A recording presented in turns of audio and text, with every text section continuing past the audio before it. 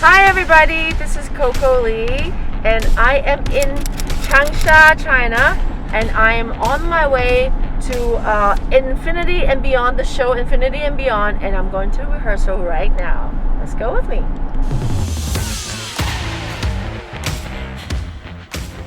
好，来现场准备，5、4、3、2、1，走。 Usually if I have a choice, if I can like pick songs, I always, on my list, there's Cantonese songs. Finally, there's a show that I get to sing these songs that I grew up with from this, late 70s to the 80s and the early 90s. And so they really influenced me. And I always want to share these amazing memories because all these artists really mold me into the artist that I am today.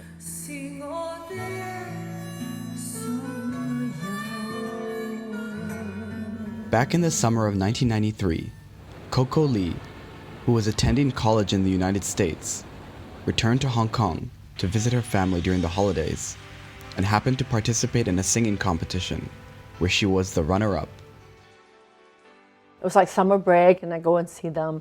And then also at the same time was it's called New Talent Search, which is 新秀歌唱比賽, which is one actually the biggest singing contest, which discovered a lot of amazing singers like Anita Mui, Grasshoppers, Hocken Lee. I mean, you name it, they were probably a part of that show.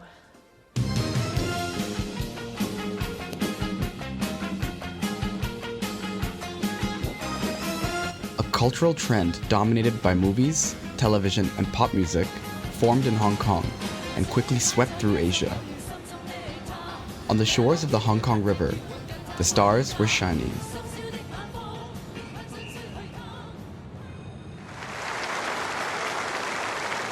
On July 1st, 1997, Hong Kong officially returned to the motherland.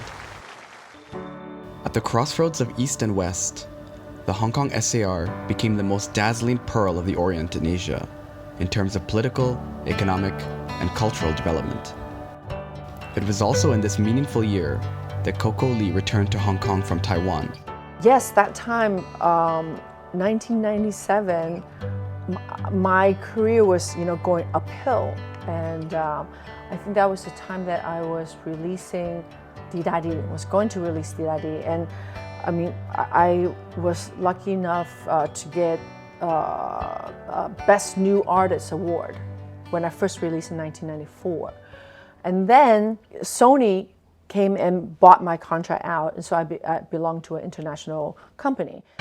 Okay, y'all, remember this name, CoCo Lee. You may not have heard of her yet, but you will. CoCo could be the first Asian pop star to cross over to the American market. One of the most influential female recording artists in Asia. Everybody, CoCo Lee, Asian diva superstar. And a lot of people have this, misperception that we sing with maybe a bit of a wrong accent.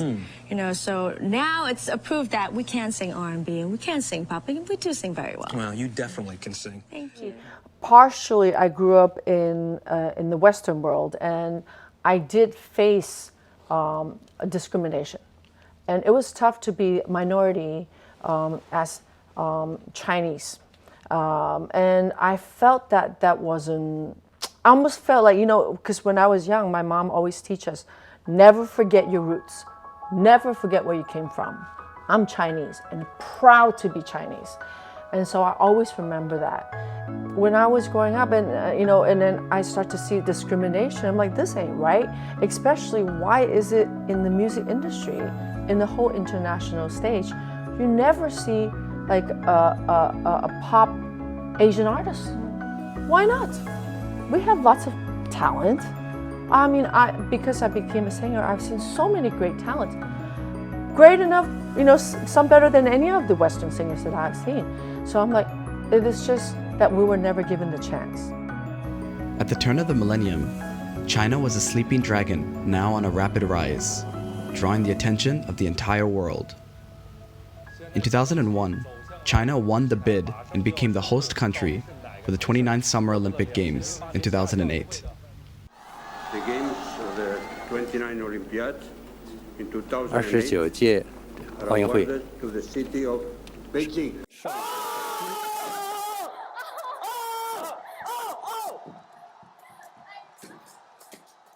I was actually there in person to witness that historical moment.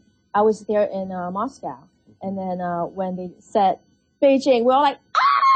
Everybody started crying. It was just so emotional, because I think people, all Chinese people from all over the world, just felt that proud moment. Oh my God, Beijing got it, Beijing got it. That same year, a variety of talent and work began to emerge in the field of Chinese art and culture.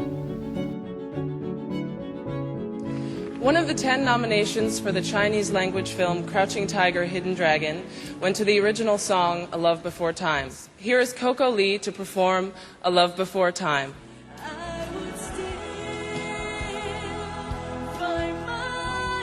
This is the first time a Chinese singer has performed at the Academy Awards. Since then, she has been continuing making firsts for Chinese artists. Oh, having first. My mom really loves that. Even like when we were in school, she wanted to make sure you gotta like get number one, like A student.